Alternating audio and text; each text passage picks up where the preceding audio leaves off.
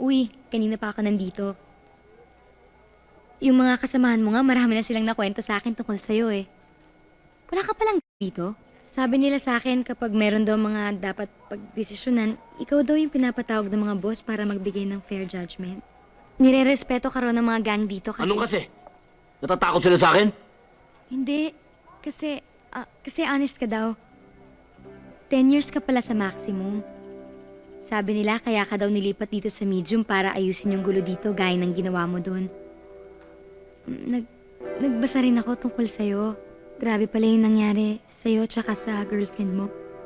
Kawawa naman siya. Patay. Ano ba talaga yung nangyari? Ano ba pakialam mo sa buhay ko? Ha? Pasino ka ba? Ano ang kaalam mo rito sa Bilibid? Manila Zoo? Hindi. Tinan-tinan nyo kami? Pinag-aaralan? Kung ikaw kaya pag-aralan namin ngayon? Gusto mong umpisahan na namin? Ha?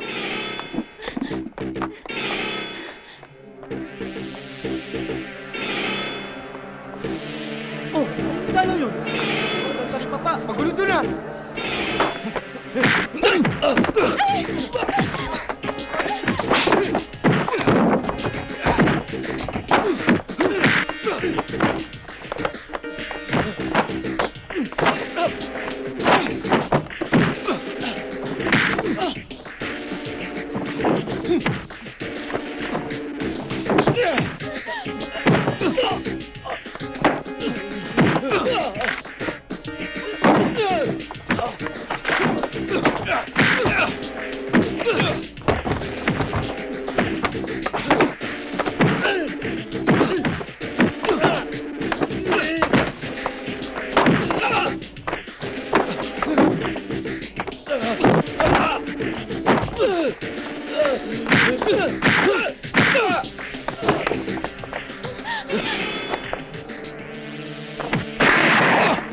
Ano yun?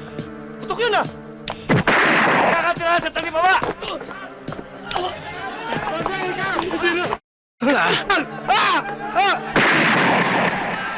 Na naglalahad kay Jesus. Jose, tirahan! Tirahan! Tirahan! Angel, ano ba nangyari? Baka lang ang pasok ng bala. Marami ng tao. Dumadami na tao. Takpan nyo! Takpan nyo! Kayo maingay dyan. Takot kayo pag narinig kayo ni Commander. Commander! Daddy, Mm. yung pangako nyo na magre-retiro na talaga kayo, ha? Oh, gusto bang hatiin ko naman ang dibdib ko sa apat na Ay, parte? hindi, Daddy. Mahirap operahin yan. Oh. Ingat. Bye! Babay ate, ingat. Babay ate, ingat Sige. Bye-bye, Mommy. Have a good time. Ingat ka ha. Ingat, Maricar! Bye! Alam mo, honey ko, mga anak,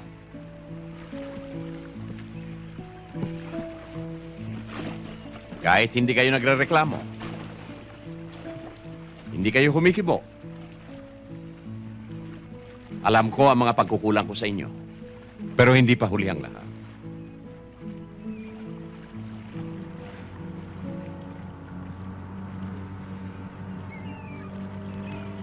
Kung saan ako nagsimulang nagkulang sa inyo,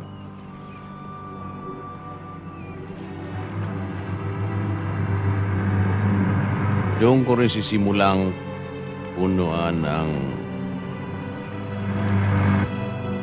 pagkukulang ko sa...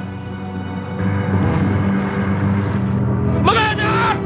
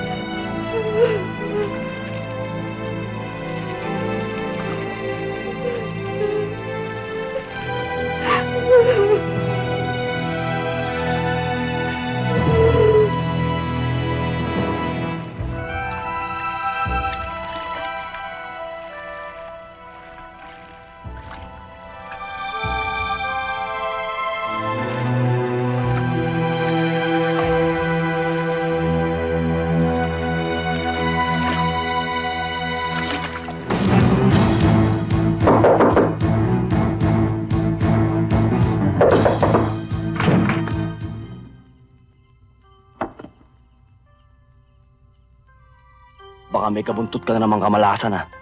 Mabinggo na naman ako. Tinan mo nangyari sa akin. Nagmukha akong pinikpikang manok. Carding, I'm sorry. Dahil sa akin, nasaktan ka tuloy ng grupo ni na Gilbert. Tsaka nagmukha kang pinikpikan. Ano ba yun?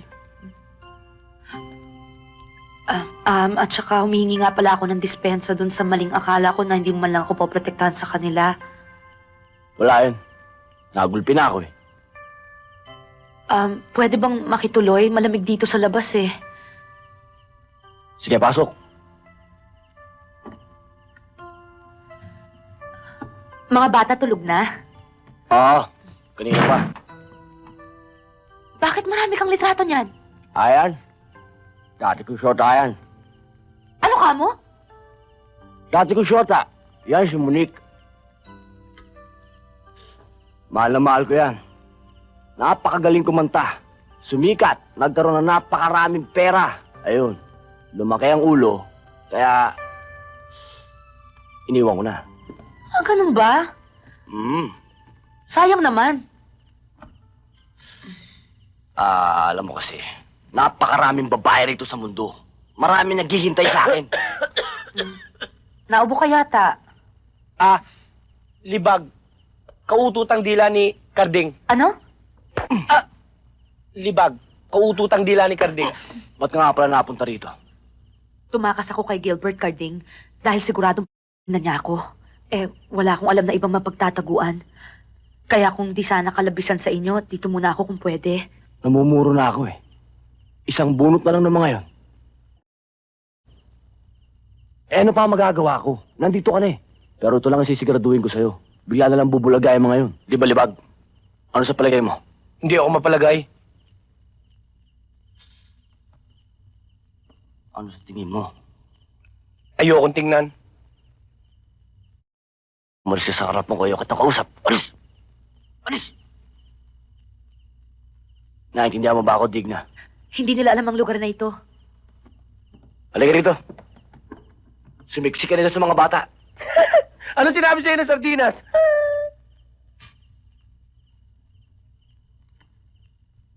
Huh? Kamukha siya ni Monique. Tingnan mo yung retrato. Abay, kundi lang patay na si Monique eh. Ano? Ang sabi mo? Hindi pa tayo sumrik, ha? Para sa akin, boy siya. Tsaka huwag mo ikukumparin, ha? Saksakan agad yun, eh. O teka, bakit? Ibig mo sabihin pangit ako. Ikaw ang may sabi niyan.